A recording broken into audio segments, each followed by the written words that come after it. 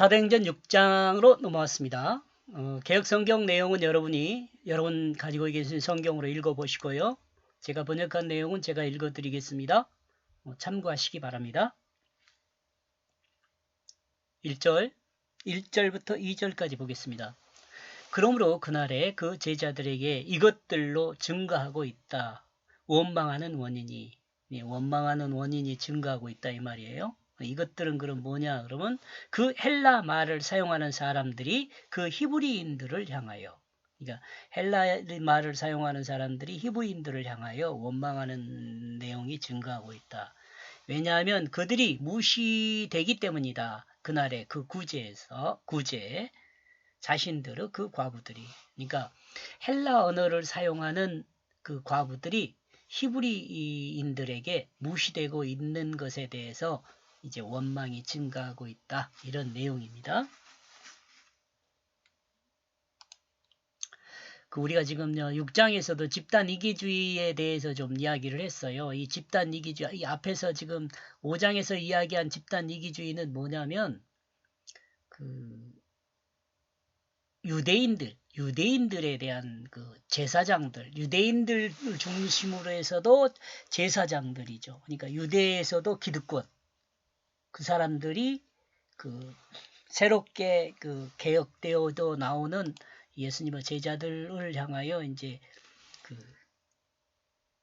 차별하는 또는 기득권으로 무시하는 그런 내용들이 나와 있었죠. 여기는 이제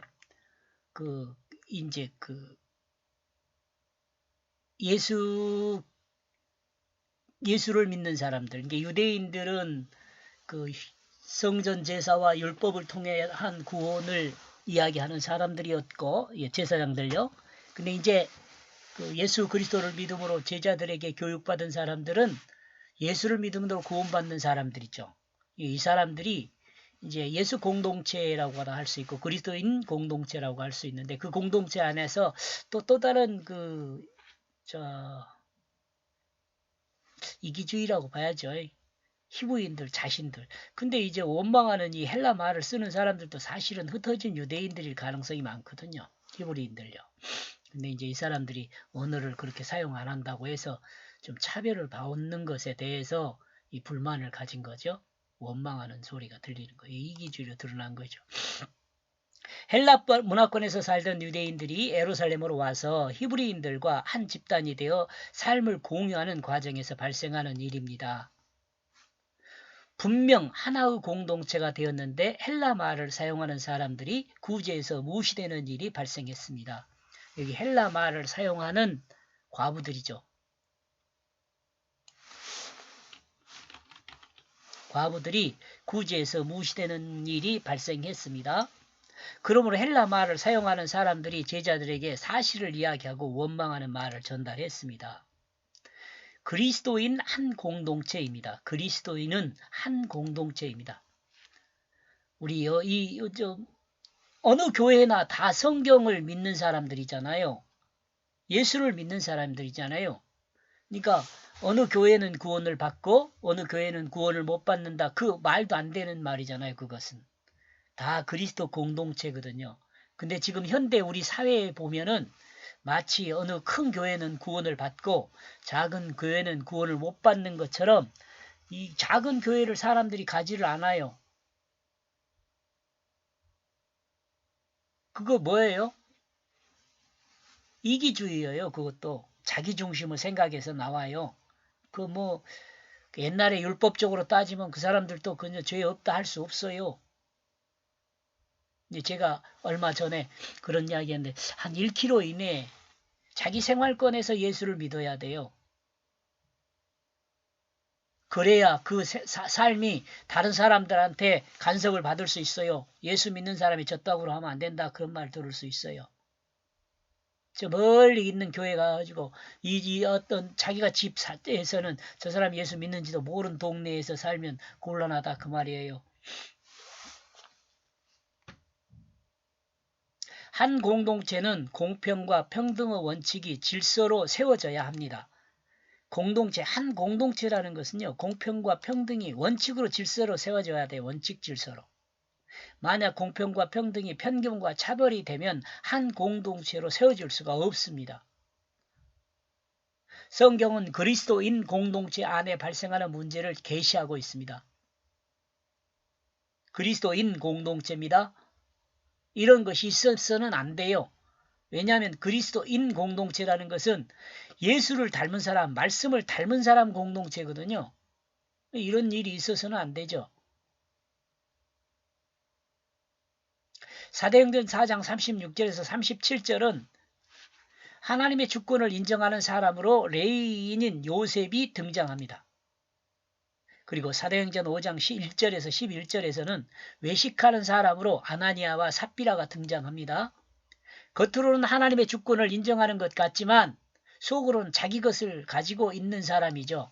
자기 것을 챙기는 사람이에요. 그리스도인은 이 자기중심이 죽어야 합니다.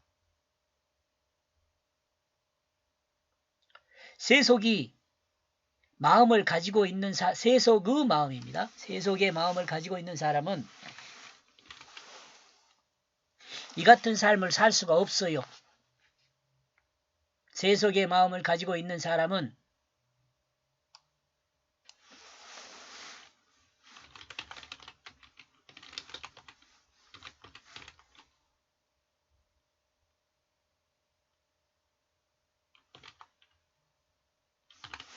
그리스도인 공동체에서 삶을 살 수가 없어요. 그러나 예수를 믿는 사람은 자기 중심이 죽었기 때문에 같이 살게 됩니다.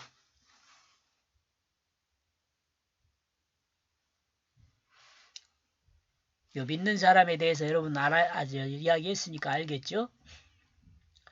그러므로 그 12사도가 소환하게 되어졌다. 그 모든 그 제자들을 그들은 말했다. 우리에게 기분 좋은 것이 아니다. 우리의 그 하나님의 이 말씀을 제쳐놓고 식탁의 종이 되는 것이. 여기서 12사도는 가룟 유다가 빠진 자리에 마띠아가 채워져서 12이 된 거죠. 그것도 나타내요. 제자들이 하는 일은 하나님 말씀을 증거하는 것에 집중하고 식탁의 종이 되는 것은 사도들의 제자들에게 맡기기로 한 내용입니다. 이게. 네, 여러분 사도들의 제자들이 이제 집사라고 정해지잖아요. 집사. 7집사. 근데요. 이 7집사 일이요. 사도들 못잖아요.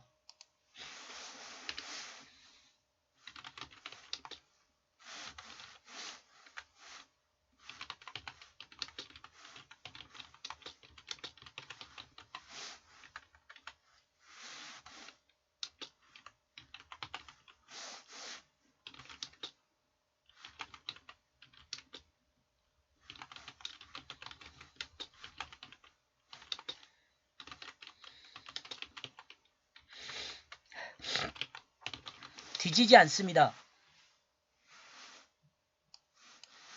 여기 집사들의 삶이요. 정말 대단한 삶이에요. 여러분. 엄청 대단한 삶이에요. 나중에 이제 설명이 될 겁니다. 여기까지 보겠습니다. 고맙습니다.